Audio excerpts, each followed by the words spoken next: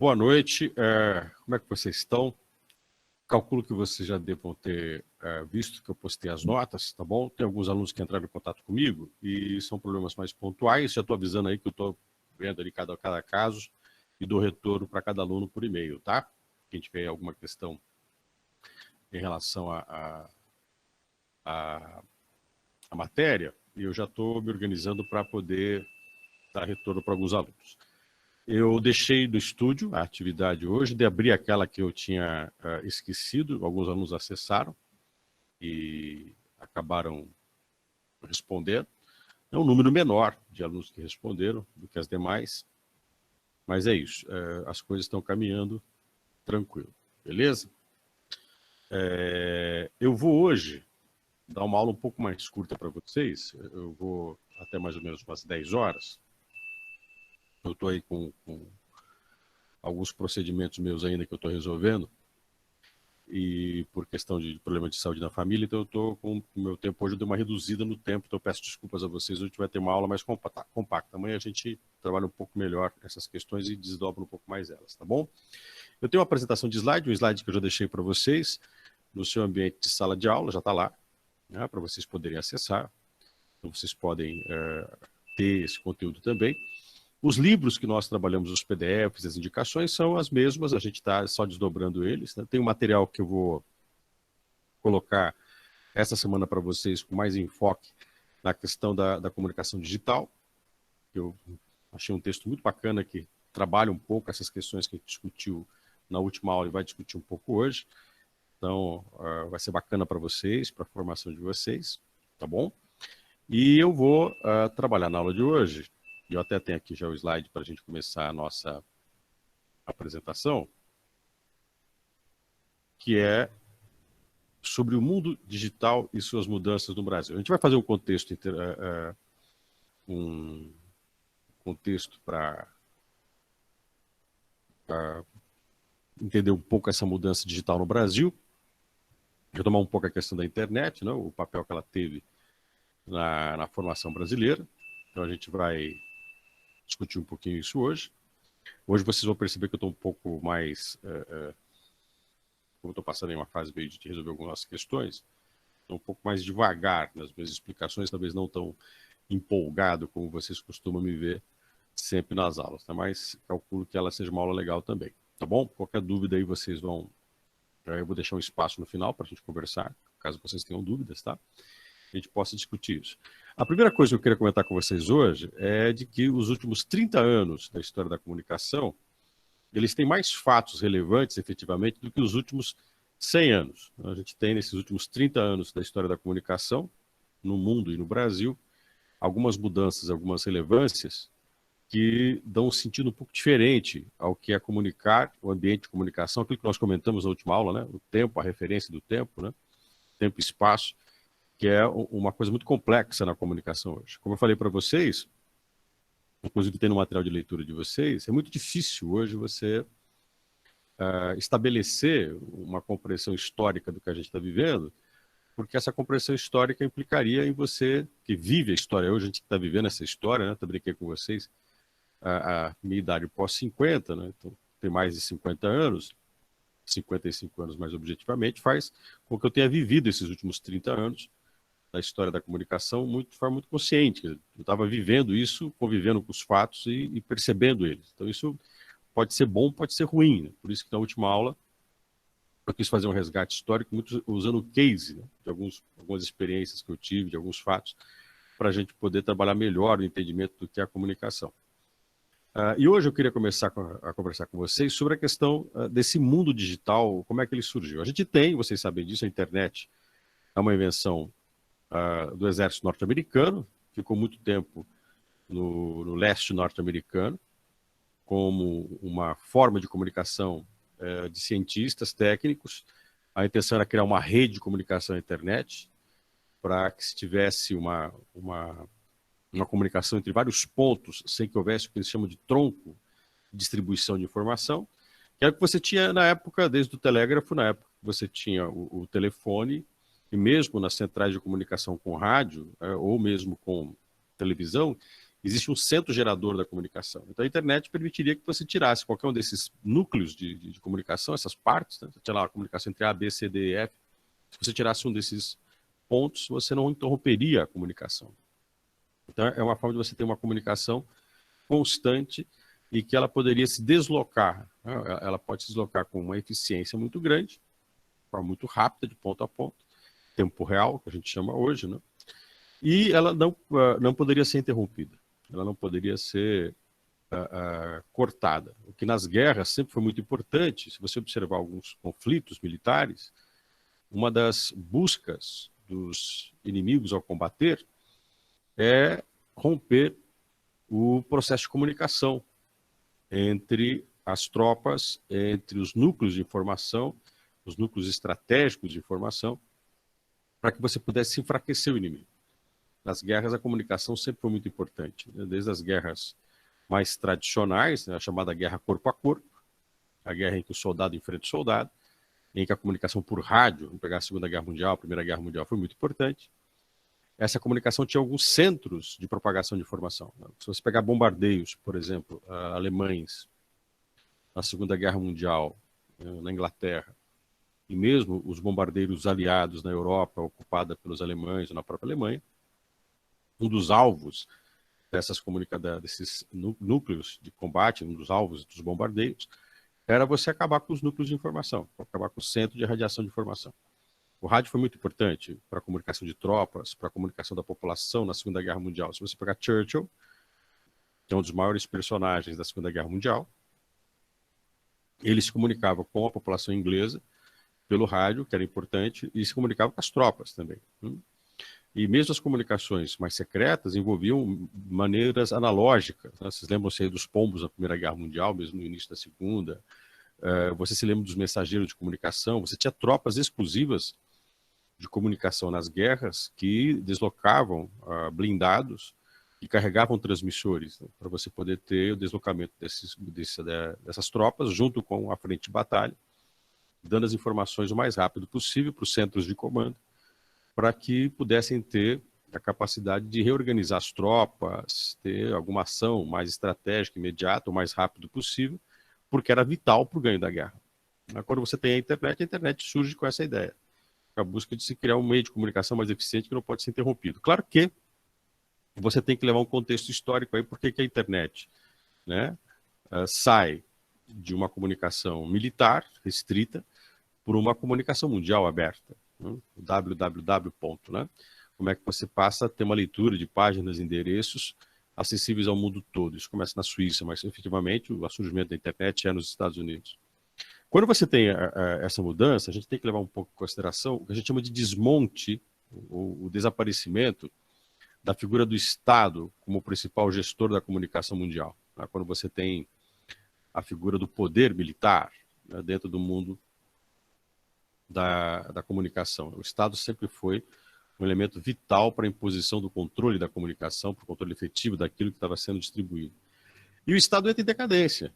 Tem uma decadência do Estado a partir da década de 1980, nós já falamos sobre isso aqui, o fim da Guerra Fria tira um pouco do Estado esse controle, e a emergência na década de 80 de economias globais, a figura dos mercados comuns. A Europa é talvez o pontapé inicial quando se cria o mercado comum europeu, a integração econômica e comercial dos países europeus, já depois da Segunda Guerra Mundial, que vai se consolidando, foi criado na década de 50, se consolida na década de 60 e 70, na década de 80 tem uma grande adesão e começa um grande programa na Europa, na época já com a participação dos ingleses, hoje os ingleses, né? O Brexit quer tirar dos ingleses, né? da Comunidade Econômica Europeia, um passo atrás de quem foi uma das nações que ajudou, colaborou profundamente para a criação do mercado comum europeu. Mas o mercado comum europeu foi um projeto pensado na década de 50. E ele se desdobrou nas décadas de 1950, 60, 70, 80, era o grande salto que se deu quando se discutiu a união da Europa com a moeda única, né, o euro, enfrentando o dólar que se transformou em moeda internacional na Conferência de Bretton Woods, ainda durante a Segunda Guerra Mundial, em 1941, se não me engano, na ilha de Bretton Woods, por isso o Tratado de Bretton Woods, aonde os Estados Unidos passa a ser o grande sustentador econômico da guerra para os aliados, e a troca dessa sustentação é a imposição da moeda norte-americana como moeda internacional. Até então, o padrão mundial, da economia mundial, era o ouro. Tá? E o ouro deixa de ser esse padrão e passa a ser o dólar. O que dá aos norte-americanos um poder fantástico de emissão de moeda, não só para eles, não, os norte-americanos não é que nem os outros países, né, que até então emitiam moedas para o seu mercado interno. Você nunca vai encontrar, na década de 60, 70, 80, alguém que resolva, na época, vou pensar hoje, né, alguém que esteja na Alemanha, alguém que esteja na Itália, alguém que esteja no México, enfim, qualquer lugar do mundo, e falar assim, não, eu quero comprar reais. As pessoas compram dólar. O dólar é a medida das grandes bolsas internacionais. Quando surge o euro, quando surge o projeto do euro, o euro incomodou os Estados Unidos, né? Porque o euro passa a ser a moeda de um grande mercado mundial. Na época, então, o segundo mercado econômico internacional, a Europa, hoje China, mas na época era o mercado que abalaria as relações econômicas internacionais norte-americanas. Então isso abalou muito o poder geopolítico, o poder geoeconômico norte-americano, quando o euro surgiu. O euro passa a rivalizar com o dólar. Não por acaso nós tivemos, na década de 1980, 1990, dois conflitos no Oriente Médio, Guerra do Golfo, 1, 2, a invasão norte-americana no Afeganistão, a questão, né, vocês lembram da Guerra do Golfo, a questão do Kuwait, anexado pelo Iraque, e áreas de petróleo que são, o petróleo é uma commodity internacional, até hoje tem um pouco desse papel, de equilíbrio das moedas internacionais. Né? E os norte-americanos sabiam que era necessário ações estratégicas em pontos de produção de petróleo para criar uma desestabilização do mercado internacional que permitisse a eles, norte-americanos, reacomodar o dólar como moeda determinante. Né? E a busca de garantir mercados mundiais. O Brasil, por exemplo, na década de 1980, junto com a Argentina, Uruguai e Paraguai, o Mercosul, elabora-se o Mercosul. Você tem no leste, na Ásia, os tigres asiáticos, né?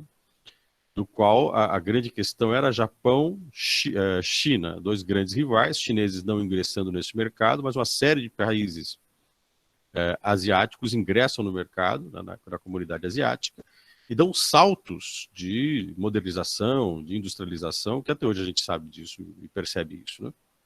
Se você pegar a Indonésia, Indochina, Vietnã, você vai ter uma quantidade de nações que tiveram saltos qualitativos econômicos, saltos de ambientes econômicos fantásticos.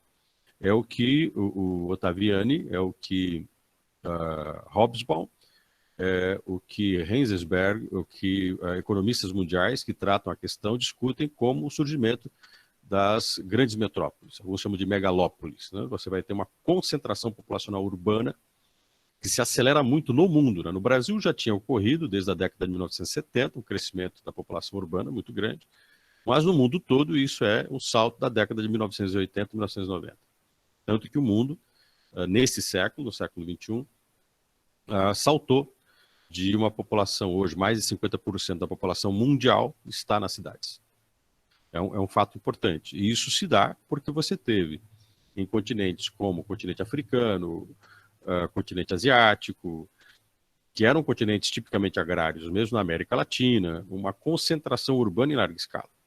O espraiamento de cidades, tanto cidades modernas, né, você vai ter algumas imagens muito contraditórias disso, cidades modernas, grandes megalópolis, grandes centros de concentração populacional, e que tem a sua periferia, em volta dela, uma propagação de uma miséria absurda. Aquilo que a gente viu no Brasil, a formação de São Paulo, Rio de Janeiro, Belo Horizonte, Salvador, Campinas, sabe? Mesmo Curitiba, que você tem um crescimento, uma modernização do espaço urbano, você tem também uma periferia que cresce muito. Então você tem uma migração campo-cidade, um êxodo rural, que passa a ser uma preocupação internacional. Por que isso acontece? Né? Por que você tem isso? A própria China mudou. Né? Se você pegar a China 1980, 1990, 2000, a China já está num processo de modernização acelerado. Essa China que a gente tem hoje, como a grande rival da economia mundial norte-americana, o maior parque industrial de consumo e produção no mundo, né? Os chineses compram muito, os chineses produzem muito, E os chineses têm a maior população do mundo, em grande parte se concentrando em grandes cidades, com a mão de obra que parte do mundo agrário, desqualificada, trabalhando nas áreas industriais, com um processo que foi discutido muito no mundo. Se você pegar os jornais, os principais meios de comunicação, em torno do ano de 2005 até 2015, nesse corte de 10 anos, você vai encontrar uma série de reportagens discutindo o crescimento das cidades chinesas e principalmente o crescimento do parque industrial chinês. Esse parque industrial chinês que concentra uma grande quantidade de trabalhadores com jornadas de 12, 14, 16 horas diárias de trabalho manual, com pouca especialidade. Uma China que está mudando muito rápido essa característica de sua estrutura produtiva e questionados, discutidos, acusados no mundo todo de serem propagadores de uma escravidão nas relações de trabalho, a escravidão na produção. Você teve uma geração de chineses que saiu do campo para a cidade, desqualificados, e foram mão de obra barata, larga escala, para um parque industrial chinês que simplesmente se propagou, cresceu de forma absurda na China, e passou a captar. Você vai encontrar um grande número de grandes indústrias mundiais, de montadoras mundiais, de produtoras mundiais, transferindo seus parques ou instalando parques industriais, instalando unidades produtivas na China. Você vai encontrar as montadoras, a Chevrolet, Ford, você vai encontrar Fiat, você vai encontrar Renault, você vai encontrar grandes fusões de empresas que instalam núcleos de produção de acessórios e também produções de equipamentos. Até hoje, a gente discute muito isso, você já deve ter ouvido falar disso, né? As produtoras, as fabricantes de celular, né? Você pegar a Apple, né? A Apple não tem fábrica, a Apple terceiriza a fábrica para a Foxconn, que é uma empresa chinesa, e a China passa a ser a produtora de tecnologia mundial. Os chineses não desenvolviam na época a tecnologia, mas eram produtores de tecnologia. Hoje eles desenvolvem uma tecnologia à altura, competitiva e extremamente rivalizada com alguns países de ponta em tecnologia. Se você pegar a indústria do celular, né, o Xiaomi, que era um celular considerado, quando ele surgiu, né, Xing Ling. O que é Xing Ling? É um celular de segunda, um celular estilo compra e se arrependa, né?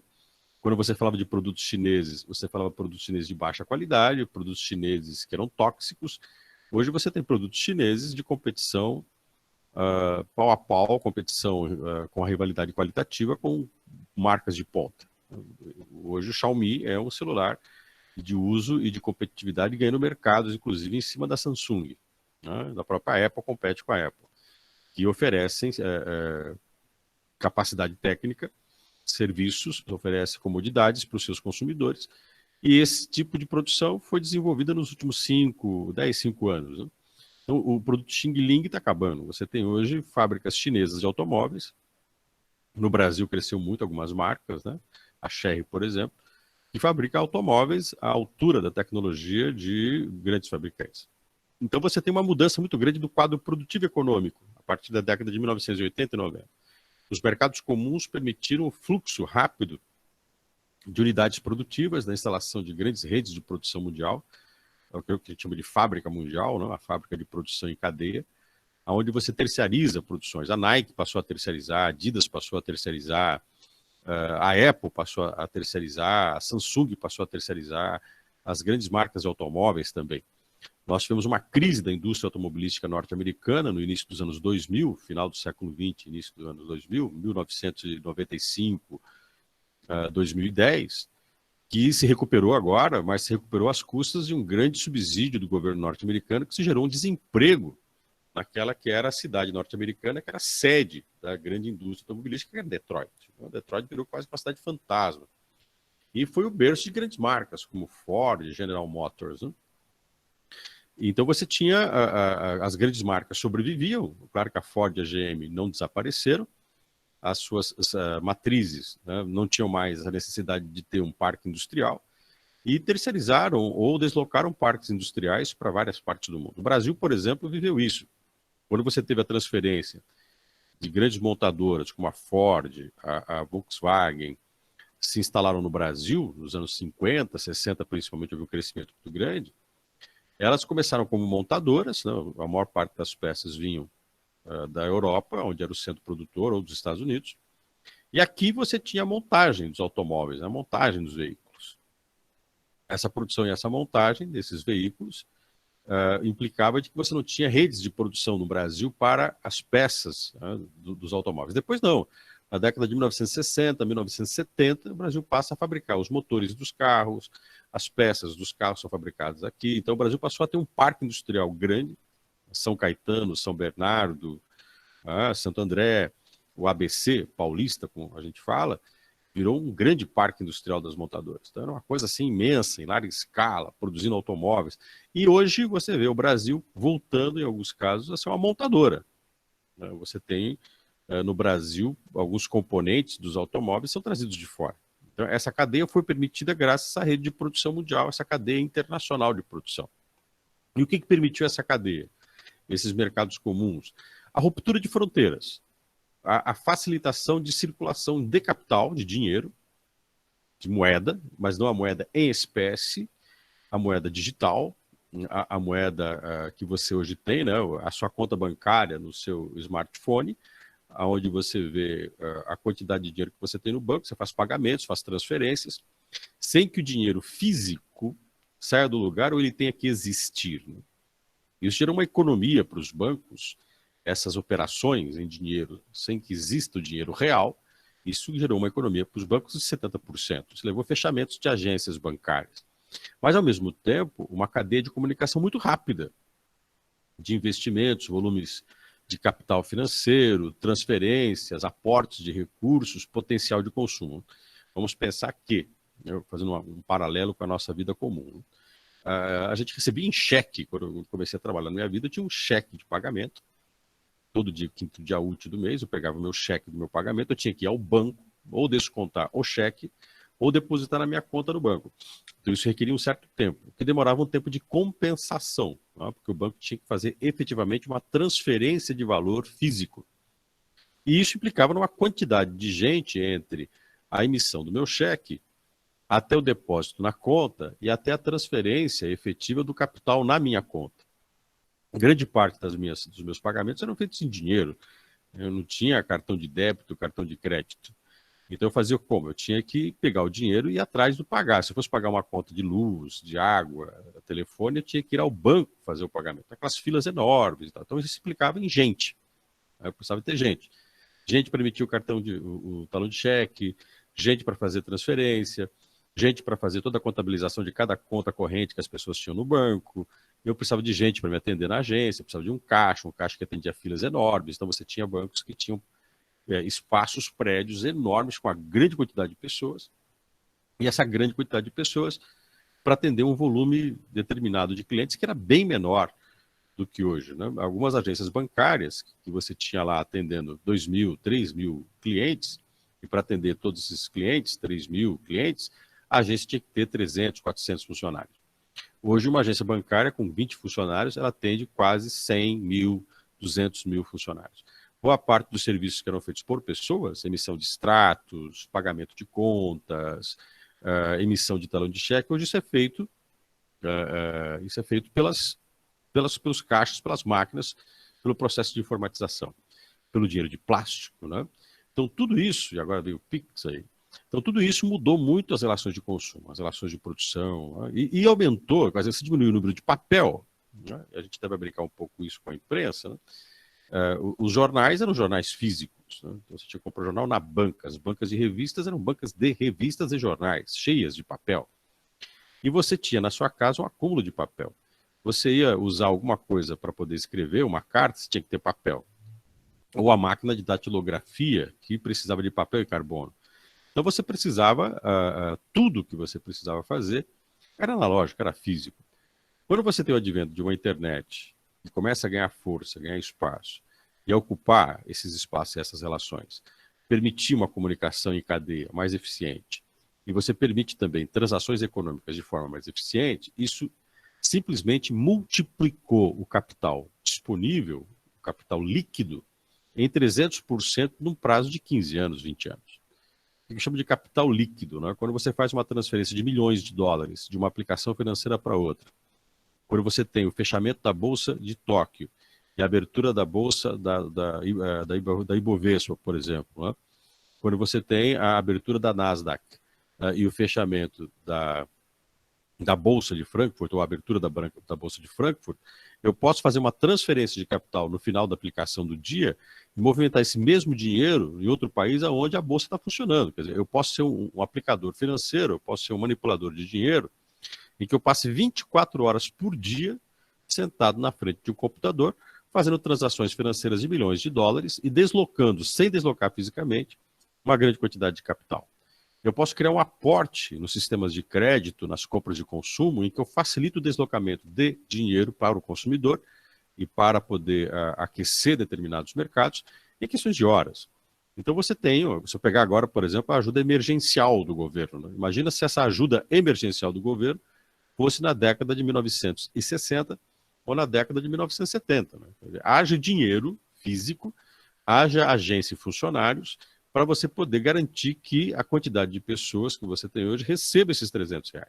Então você tem um deslocamento de capital muito rápido. Isso reduz pessoas, isso reduz papel, mas isso amplia, dinamiza o potencial de consumo de bens. Essa é uma outra coisa assim, alucinante. A gente passa a ter, proporcionalmente a isso, um volume de bens produzidos em cadeia mundial e mesmo em cadeia local absurdo. É onde surge a diversidade dos produtos e da forma de oferecer esses produtos. Aí o pessoal da publicidade deita e rola.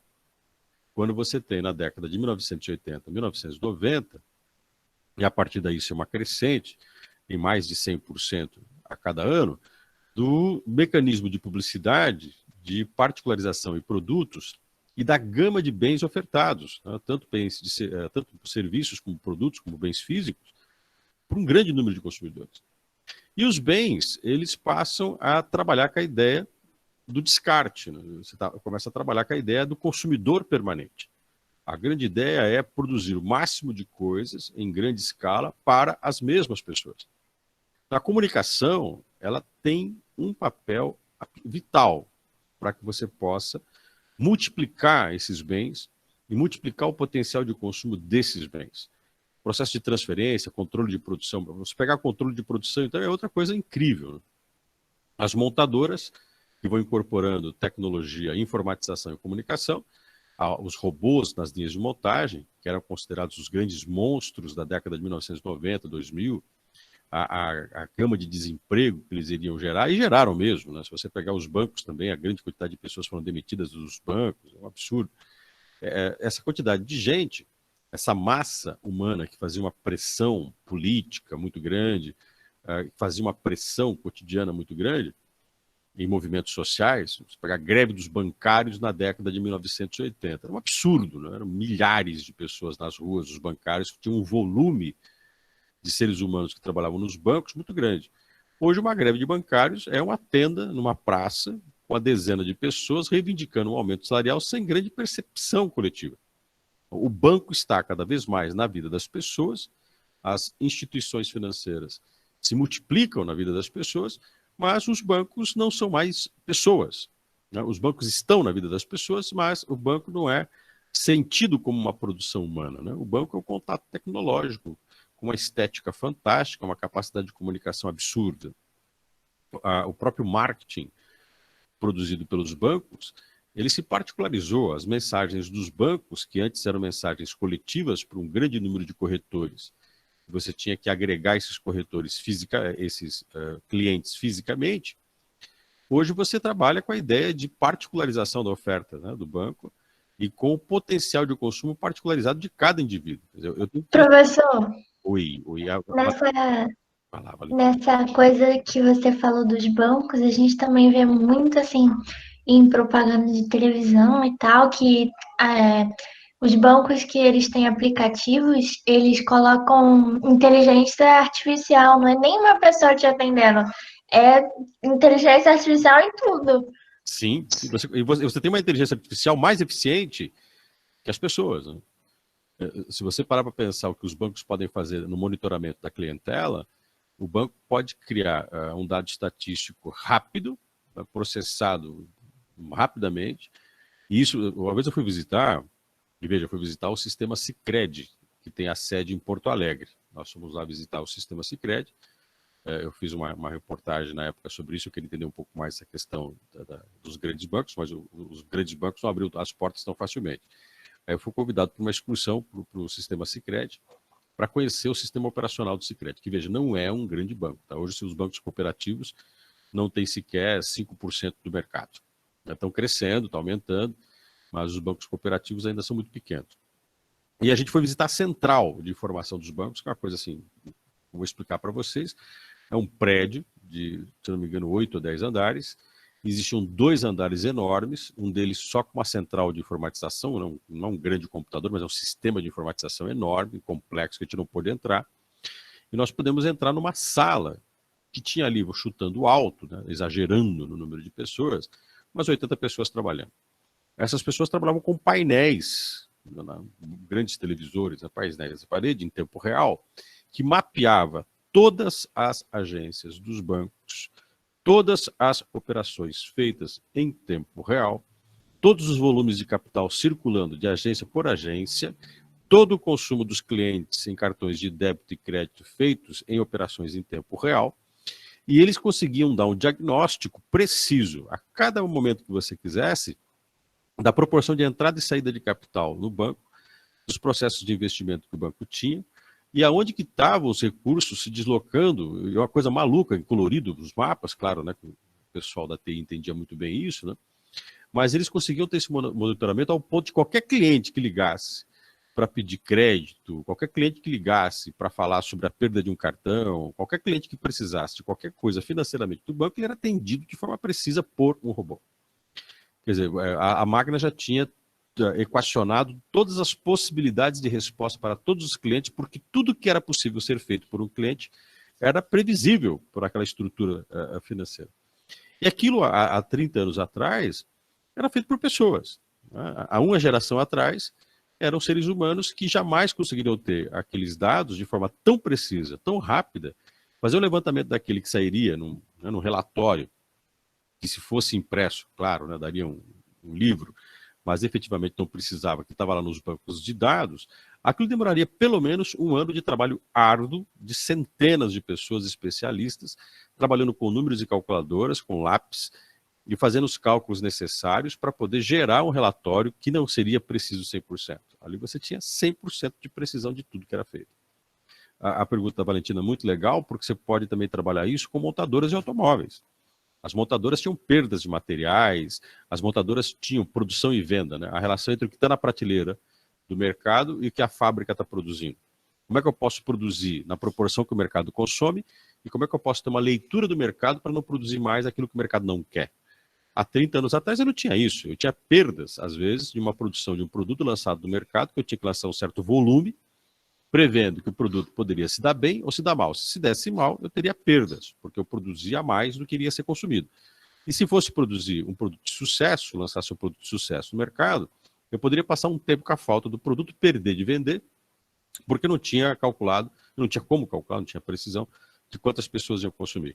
Hoje você vai no supermercado, desculpe, vocês vão lá, passam o código de barra no supermercado, e você tem o mercado computando em tempo real o quanto de estoque de cada coisa que tem. E ao computando o quanto de estoque de cada coisa que tem, o quanto que pode ser pedido para repor no estoque, sem perdas. O mercado, a rede de mercado compra estritamente necessário, o produtor gera o que realmente vai vender, e a resposta entre consumo e produção é eficiente, é uma comunicação que está dentro das empresas e dispensou um monte de pessoas. Dispensou um monte de gente. Descarta efetivamente o trabalho qualificado para aquele tipo de produção, de trabalho, e gera uma possibilidade de você ter uma pessoa com um grau de conhecimento limitado, mas que tenha conhecimento de operações básicas, passar um código de barra, fazer um fechamento de conta, apertar na tecla do caixa, e daquele que não é mais um... Antigamente a gente falava de caixa, né? Você tinha os caixas eletrônicos, você tinha os caixas dos mercados, que eram máquinas com dinheiro que você colocava dentro. Ainda existe isso hoje, mas o volume de dinheiro que está lá dentro do supermercado é muito ínfimo, né? Não chega hoje a 20%, 30% do que era o volume de dinheiro que tinha dentro de uma agência de mercado. E como é que você computava aquilo no final do dia, o que foi vendido, o que se vendeu. Então você faz hoje uma associação para vocês que são da publicidade, para vocês que são do marketing, você faz em tempo real uma leitura de associações de produtos. Né? O que a gente vende de um produto que junto com o outro sai junto. Quantas pessoas que compram tal sabão em pó compram tal refrigerante, ou compram tal papel higiênico, ou compram tal... Que marcas estão associadas? Eu posso fazer uma campanha publicitária com isso. Eu tenho uma tendência de consumo lida dentro dos mercados, que é uma informação valiosíssima, valiosíssima.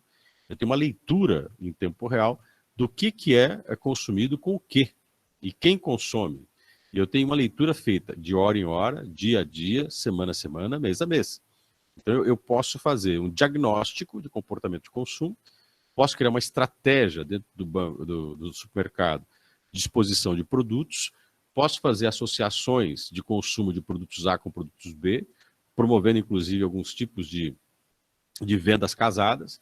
E isso tudo é possível num supermercado, tudo isso é possível num banco. É possível numa fábrica de automóveis saber o quanto que eu vou gastar de espuma para a fabricação de um banco, o quanto que eu vou gastar de fio para a instalação da parte elétrica do automóvel, o quanto que eu vou gastar de pneu para montagem.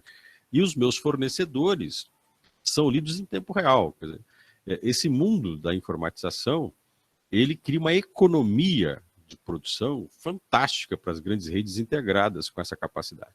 Então você tem um mundo completamente diferente. Ele vira a chave dos processos produtivos em questão de menos de 10 anos.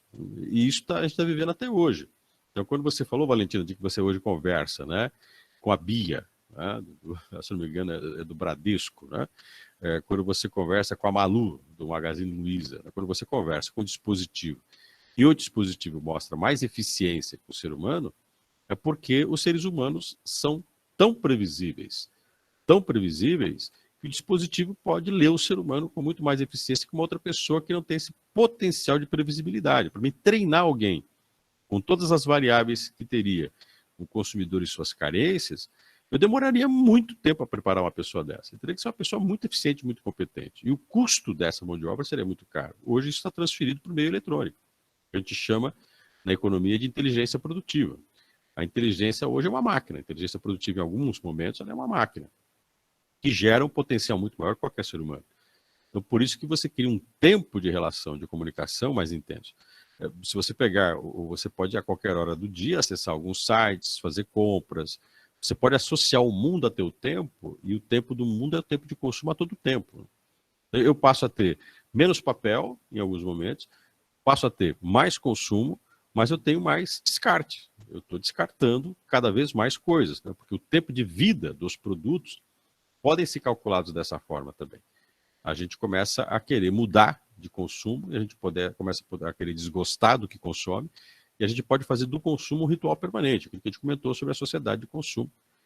Jean Baudrillard, Bauman, né, que a gente já falou várias vezes aqui, de como você tem um ser humano que passa a se dedicar ao consumo, passa a se dedicar à compra, ao ter coisas, ao consumir coisas, né, que é o padrão de sociedade que a gente tem hoje. Então, essa cadeia que surge, né, essa ruptura da Guerra Fria, desculpe, essa formação das grandes mercados, né, dos mercados comuns, das associações de grandes nações e grandes corporações, e a emergência das grandes redes de informação, ela altera muito a vida das pessoas localmente e as relações econômicas internacionais. A geopolítica, a geoeconomia passam a ter uma lógica completamente diferente daquilo que você tinha 20, 30 anos. O que alguns autores chamam, eu tenho algumas restrições a isso, né? Da nova modernidade, pós-modernidade. Né? O Bauman acaba sendo um símbolo para isso. Né? O que eu chamo muito é o aperfeiçoamento das redes produtivas, das cadeias de produção e das relações de produção. A gente teve uma modernização técnica da produção da vida. E a necessidade banal surge como um grande mercado ideal. E aí a comunicação vai ganhando muita força. A comunicação inteligente das grandes redes, como a gente falou dos bancos, dos supermercados, das fábricas de produtos tecnológicos, as grandes redes de produção, as grandes redes de consumo, de varejo e atacado, as grandes produtoras de matéria-prima, não tanto quanto as redes financeiras, por exemplo, elas se modernizam.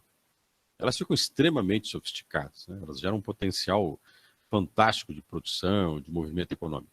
Mas, ao mesmo tempo, você tem uma especulação muito grande da particularidade humana, né, da individualidade humana. O que é engraçado, porque a Bia, né, que é a mocinha de virtual do Bradesco, ela atende pessoas das mais variadas formas, com os mais variados interesses, esparramados em todos os lugares, como se fosse uma pessoa em particular. Tem dispositivos que chamam a pessoa pelo nome, tem dispositivos que sabem a tua data de aniversário, tem dispositivos que conhecem você melhor, até mesmo de quem está do seu lado. Então você tem toda uma medição humana do indivíduo, e esse indivíduo passa a ser potencialmente consumidor de quase tudo que ele pode ver, pode ter. Então você tem uma cadeia de produção em massa, eu vou produzir em massa uma grande quantidade de coisas, e eu particularizo cada um como um grande consumidor de coisas. Então passa a ter um ser humano com acesso a bens de consumo dos mais variados. E esses bens de consumo são oferecidos em vários lugares. Quando você pega a comunicação, o jornal, por exemplo, a informação, ela sai do jornal físico, né, dos jornais impressos, ela sai dos televisores, das casas, né, ou mesmo nos mercados, e ela passa a frequentar as telas dos computadores, ela passa a frequentar as telas dos smartphones, dos tablets. Eu passo a ter um meio de informação, uma ferramenta de informação que vai junto comigo para onde eu for, que não é o rádio do carro, que não é o radinho de pilha, mas ele é interativo, ele é muito interativo.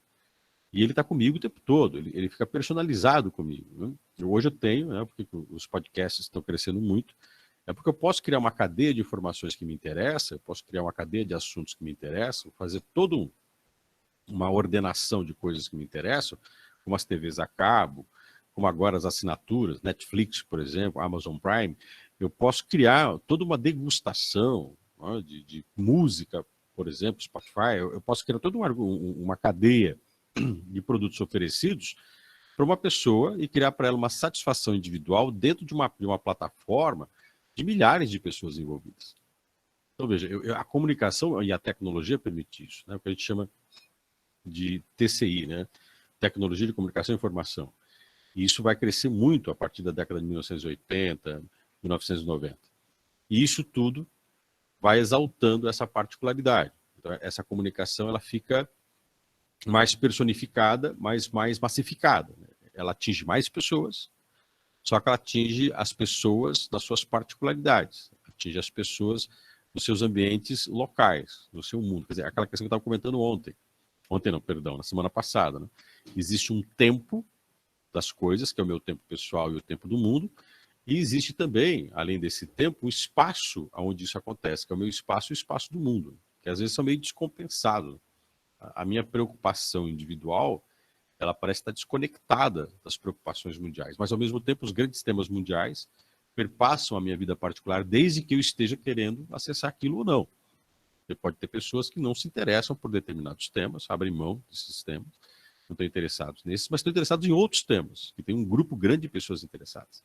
Então eu posso mapear essas pessoas com muita eficiência. Por isso que quando a gente fala desse mundo do descarte, a produção de resíduos no mundo, historicamente, ela passou a ser um problema, essa discussão ambiental, se vocês pegarem, né, as conferências mundiais em relação ao meio ambiente, estão surgindo desde a década de 60. Terminou a Segunda Guerra Mundial, aumentou o processo de produção industrial das multinacionais, começa a surgir a discussão sobre até onde o meio ambiente vai suportar a exploração dos homens.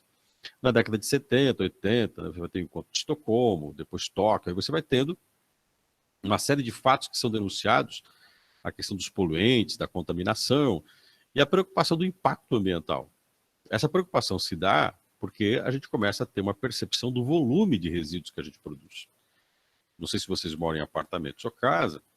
Se você mora em apartamento, né, aqui no meu caso, no prédio onde eu moro, a gente tem uma coleta de lixo seletiva, né? Faz uma coleta seletiva de lixo. E em grandes containers, que são separados em containers de vidro, plástico, metal, orgânico. E a gente tem uma dimensão, e não é um apartamento, um prédio com tantas pessoas assim, mas o volume de descarte é um absurdo. Um absurdo. A coleta é feita pelo grupo de coleta de resíduos, acho que é uma cooperativa que passa aqui e coleta às quintas-feiras. Quando chega na sexta, no final de semana, está tudo cheio de novo. E é uma quantidade absurda de garrafas PETs, de embalagens de papel, plástico, descartáveis. Por ali você conhece, se você observar ali, o consumo das pessoas. Né? Quem são essas pessoas? O que elas estão consumindo? A quantidade descartável. Se eu tivesse aqui num prédio, ou numa quantidade de famílias como essa, onde eu moro, há 30 anos, 40 anos atrás, o volume de lixo que eu produziria não seria 30% do que eu estou produzindo. Então você teria famílias de classe média alta, média alta, alta, produzindo lixo e teria o poder de consumo produzindo muito menos, porque você não tinha uma variedade de consumo e um consumo tão grande em tão pouco tempo. E o como que nós estamos envoltos disso, né, dessa produção. E isso vira um problema mundial. Então, é uma sociedade engraçada. Ela está preocupada com o eu, mas efetivamente criou uma massa de bens de consumo em que o eu em cada um no seu ato gera em um volume absurdo problemas ambientais e coletivos inimagináveis há 30 anos atrás. Né? E a comunicação permitiu isso. O crescimento da publicidade, eu sempre brinco, né? Por que a gente tem um grande número de alunos fazendo publicidade, fazendo comunicação? Né? Porque a comunicação é o ó do Borogodó, é a bruxa e o anjo contemporâneo. É a forma como a nossa vida vai ganhando certos prazeres, alegrias, e vai ganhando um pouco de sentido, porque o consumir gera o sentido necessário para aquilo que a gente faz. Então, esse é o mundo que a gente está vivenciando hoje. Né? E é um mundo que eu queria aproveitar e comentar agora, porque eu tenho um tempo curto, e eu não quero demorar muito nessa questão, que é o como que a gente produz nesse mundo, cada um como fonte de informação e cada um como consumidor da fonte que produz. Né? A gente hoje está vivendo uma carga de comunicação, de informações que são oferecidas para nós, e essa carga de informação que são oferecidas para nós, elas são produzidas a partir dos dados do comportamento de cada um. E também, ao mesmo tempo, da quantidade de informações que a gente produz no nosso dia a dia. Vamos pegar aí uma coisa que a gente já comentou aqui na aula, de gente com o smartphone e o celular na mão, filmando algo relevante e encaminhando para uma rede de comunicação, e aquilo viralizando, ou mesmo na internet, na página pessoal, e aquilo com milhares de pessoas visualizando aquilo, milhões de pessoas visualizando. Aquilo que foi feito no comportamento do indivíduo, no dia a dia. Todo dia eu estou recebendo uma pilha de coisas, desde brincadeirinhas, piadas, filmagens de determinadas coisas, até de tragédias, que a gente recebe, por exemplo, na CBN, no portal GMC. A gente recebe pessoas mandando informações que elas produziram. Né? No Grupo Maringá de Comunicação que eu trabalho, né? A gente recebe uma quantidade imensa de informações. E essa quantidade imensa de informações são produzidas pelos ouvintes, pelos leitores, pelos internautas. Eles estão produzindo e mandando, e eles estão gerando o conteúdo que eles mesmos estão lendo. Então você tem uma interatividade maior, o ser humano passa a ser referência de si mesmo, e esse ser humano está jogado numa cadeia de comunicação que pode desdobrar determinados assuntos e temas que atende à minha particularidade, que é produzido pela minha particularidade. É como se fosse um processo de retroalimentação. A gente passa a viver determinados tipos de fatos e fenômenos temporários, descartáveis, mas que tem no cotidiano, no dia a dia, a produção, né, do belo, do trágico, com imagens que não são muito produzidas, muito trabalhadas, mas são capturadas pelos indivíduos todos os dias. Então, isso passa a ser importante. Né? O indivíduo passa a se sentir importante, por mais que ele seja um número, essa massa de pessoas que você monitora. Ele é um número, mas ele tem um certo sentimento de importância. Ele tem um certo sentimento de relevância na vida. Contudo, a relevância que ele tem é ínfima, porque ele está perdido numa quantificação de pessoas com comportamentos muito comuns. Né? Então, essa sociedade é uma sociedade que passou a exaltar esse indivíduo, esse ser humano que antes era só um espectador, num produtor daquilo que ele mesmo assiste, daquilo que ele mesmo vive. Né? E aí você tem uma descontinuidade, que eu chamo de descontinuidade do tempo, né? De todos e também de cada um. Né? O que eu chamo de descontinuidade do tempo.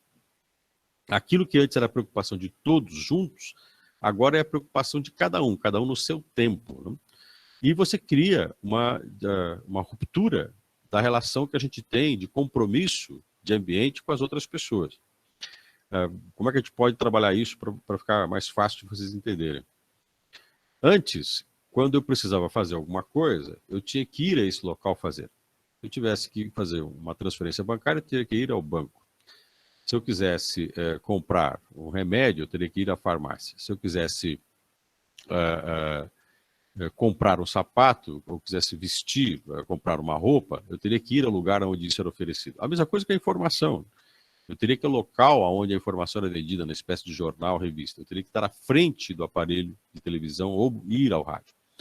Hoje eu passo a produzir e consumir dentro do meu próprio tempo. Eu, indivíduo, aciono os meus interesses. Eu posso pedir uma comida pelo aplicativo, eu posso entrar em sites, e o e-commerce está crescendo muito nesse sentido. No Brasil ainda ele está longe do crescimento chinês, mas ele está crescendo. Eu posso construir dentro da minha vida pessoal toda uma cadeia de prioridades construídas em cima da minha medida de tempo. Então, se você pegar os cursos à distância, o ensino à distância ele cresceu mais de 360% nos últimos anos, nos últimos 10 anos, no Brasil, e tende a crescer mais. Hoje o ensino à distância tem mais de 50% dos alunos das universidades brasileiras. E mais de 79% das instituições de ensino à distância são todas privadas. Então você vai ter uma quantidade de gente que faz o seu curso ao seu tempo, que faz a sua graduação ao seu tempo, que tem seu interesse individual de busca de informação sem a necessidade efetiva da convivência física com os demais. Eu posso fazer isso para tudo que eu quero. Então, quem vira a medida de todas as coisas? Né? Eu mesmo. E eu vou construindo o tempo daquilo que me interessa, o tempo daquilo com que eu me relaciono. Eu vou criando as minhas prioridades particulares que são estimuladas por essa oferta de uma comunicação, né, particularizada, individualizada. E onde que a gente pode perceber essa particularização e essa mudança de ambiente? Eu trouxe aqui, nesse slide, vocês têm aí dois ambientes diferentes de redação de jornal. Né?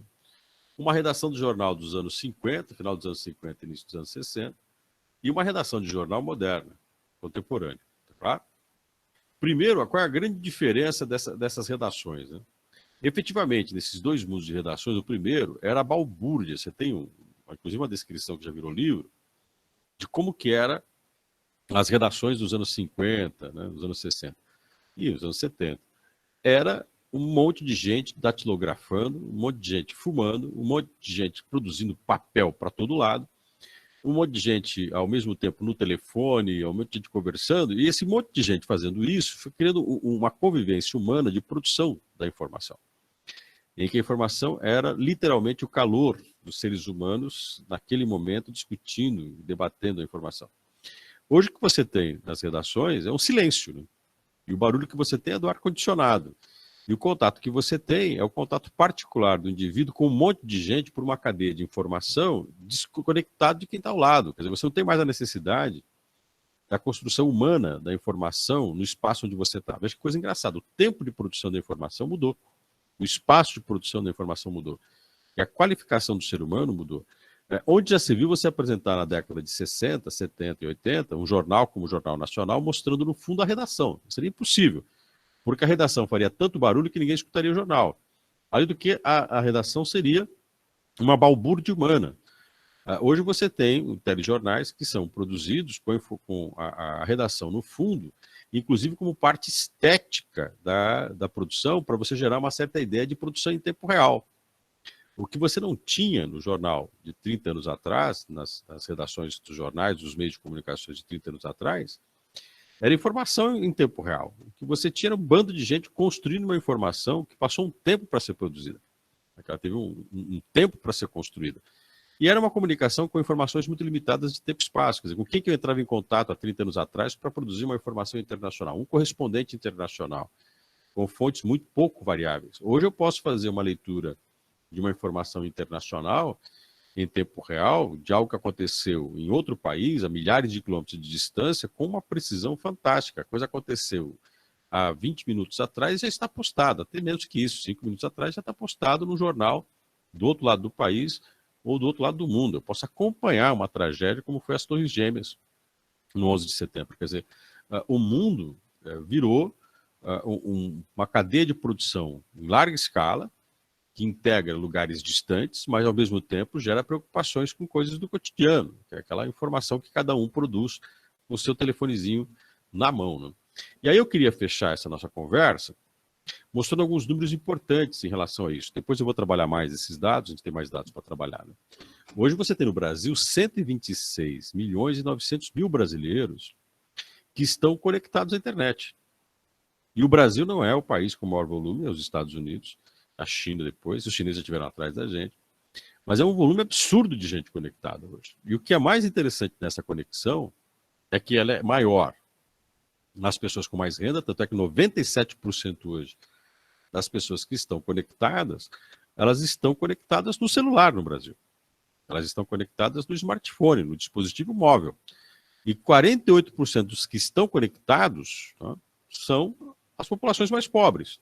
Então eu tenho 48% dos mais pobres conectados. Vamos pensar que metade das pessoas de baixa renda já tem uma conexão na internet. Por mais que tenha um fosso, que a gente já comentou aqui, de um grande número de pessoas de baixa renda que não tem acesso a essa informação, a essa comunicação. Então você tem uma sociedade que está aumentando, está integrando cada vez mais essa capacidade produtiva, essa capacidade de informação, essa cadeia de informação com um monte de gente, com realidades muito distintas, cada um com seus interesses e com esses interesses comuns que geram um aglomerado, né, um agrupamento de pessoas de interesses comuns, onde a informação é oferecida para essas pessoas, personalizadas aparentemente, mas massificadas em quantidade de gente que hoje tem acesso à informação. Por isso que a linguagem da comunicação também mudou, ela passou a ser mais rápida. Estava até conversando com um amigo que trabalha com vinhos, né? Ele trabalha com experimentação de vinhos na vida dele. Ele tem uma página na internet, uma página no Instagram. Ele estava preocupado porque ele posta sempre vídeos de 2 minutos. Aí ele está fazendo um programa junto com a gente que tem 5 minutos e a quantidade de acessos caiu quando ele coloca um vídeo de 5 minutos e aumenta quando ele coloca um vídeo de 2 minutos, sem que os conteúdos sejam diferentes. Aí, conversando com uma amiga minha, inclusive a professora de vocês, a grande Joyce, que eu adoro muito, a Joyce é uma fantástica profissional nesse sentido, a Joyce brincou comigo e falou assim: Gilson, a coisa é tão simples, por mais que pareça estranho. A questão não é o conteúdo, é o tempo do vídeo. O tempo do vídeo com mais de 2 minutos é bom colocar no YouTube. Ou seja, eu tenho uma coisa que determina para as pessoas o interesse delas, que é o tempo de ficar assistindo algo, por mais que o conteúdo seja ou não interessante. O meu interesse de tempo é diferenciado. Quer dizer, o meu desdobrar de um assunto, a minha busca de entender determinado assunto, está ligado ao tempo do meu interesse a esse assunto. Então são coisas que a comunicação, há um tempo atrás, não se preocupava. O layout dos jornais passou a se preocupar a partir dos anos 40, 50, a estética dos meios de comunicação como o rádio, a televisão, o visual, a sensação, né, a experiência que as pessoas passam a ter, passa a influenciar no próprio conteúdo que é comunicado. Então você tem tudo virando algo passageiro, como diz o Bauman, né, líquido. Tudo passa a ter um entendimento muito personalizado, muito pessoal, e o julgamento do valor das coisas é um julgamento efêmero, né? Então você não tem tempo de reflexão desse volume de coisas que a gente tem à nossa volta. O descarte, como a gente comentou lá no começo, é grande, não só dos produtos, mas também das informações. Tudo que é efêmero vem, excita e passa. E a não permanência gera em nós a angústia, né, do querer sempre mais alguma coisa para preencher o que não dura. A gente está louco para consumir cada vez mais para preencher aquilo que o vazio, que eu não quero mais, daquilo que eu descartei, deixou, sem nunca efetivamente consumir algo que me sustente. Então, por isso que a gente tem essa discussão muito grande da banalização, né, da comunicação e da informação. Mas que é aquilo que o consumidor quer, aquilo que a pessoa contemporânea quer. E isso é fruto de um paralelo da comunicação com os meios, com a tecnologia de comunicação e informação, associado ao mercado de consumo. O mercado que hoje tem a venda de 70% das coisas supérfluas, ou seja, o supérfluo hoje é muito mais interessante do que o necessário. Não por acaso, os dramas humanos hoje é a vontade de satisfazer os meus desejos e não aquilo que me interessa. As pessoas não têm muito planejamento da vida, por mais que vão viver muito. Porque a vida é a satisfação constante de desejos imediatos. Então você tem um ser humano, e como eu sempre gosto de comentar com vocês, não é uma crítica a quem é bom ou quem é ruim, né? Diz que o mal do mundo são 3 tipos de ser humano diante da tragédia. Né? É o ser humano que tenta se cegar diante da tragédia, aquele que diz que não é nada, né? Lula, quando dizia que a crise era uma marola, e o atual presidente dizendo que é uma gripinha, aquele que é o exagerado, que vê coisa onde não tem, né? É outro ser humano muito ruim de se lidar com a crise, aquele ser humano que sai gritando, pelo amor de Deus, o mundo vai acabar, a pandemia vai matar todo mundo, não vai sobrar ninguém, e corre para um lado, corre para o outro, mas não faz nada. E a desgraça, que é essa que estava comentando, é o ser humano saudosista, que acha que bom era quando isso não existia, ou bom era quando eu vivia lá um tempo atrás. Essas três pessoas são uma praga desgraçada. Então, quando eu faço uma crítica ao mundo contemporâneo, eu faço uma análise desse mundo contemporâneo, por favor, né? Não sou nem aquele que acha que a gente está vivendo é um nada. Claro que a gente está vivendo algo muito importante, essa mudança está alterando muito nosso conceito sobre o que é a comunicação, o que são os bens, né, de consumo, o que é a vida nessa sociedade, as preocupações com as grandes causas. Claro, tem um problema aí. Não considero que vai virar uma desgraça, que todo mundo vai se matar, mas é uma reacomodação que mais daqui a algum tempo talvez a gente tenha uma leitura melhor disso, né? A gente vai ter que aprender a lidar com isso. Como também não sou daqueles que acham que o bom era quando eu era mais novo, né? Que as coisas eram melhores. Não, saudade do passado todo mundo tem quando você envelhece. Mas dizer que o hoje é ruim é uma bobeira. O que a gente tem que entender é que esse momento que a gente está atravessando é um momento muito diferente. Historicamente, ele é construído nos últimos 30 anos com uma grande abertura de mercado. E essa abertura de mercado implicou no acesso a uma quantidade imensa de produtos dos mais diferentes do mundo e de acesso a coisas que não tinha antes, que eram produzidas do outro lado do mundo, e que agora eu tenho acesso.